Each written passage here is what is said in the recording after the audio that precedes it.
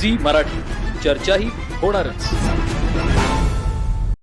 मांजरी ग्रामपंचायतीचे अध्यक्ष, उपाध्यक्ष तसेच सर्व सदस्यांचा 2020 ते 26 या कालावधीतील कार्यकाळ 30 जानेवारी 2026 रोजी संपुष्टात आला।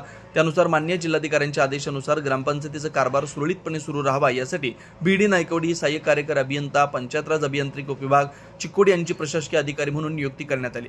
आज मान्य बीडी नायकवडी यांनी ग्रामपंचायत कार्यालयात उपस्थित राहून प्रशासकीय अधिकाऱ्याच्या कर्तव्यावर हजेरी लावली, ग्रामपंचायतीचा पदभार स्वीकारला।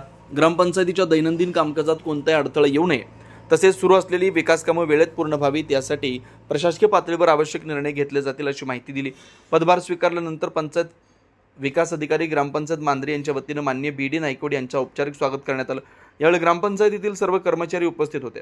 उपस्थित कर्मचाऱ्यांनी प्रशासकांच्या मार्गदर्शनाखाली कामकाज पार पाडण्याची तयारी दर्शवली। नवीन ग्रामपंचायत निवडणूक होईपर्यंत ग्रामपंचायतीचा सर्व कारभार प्रशासकीय अधिकाऱ्यांच्या माध्यमातून चालवण्यात येणार आहे।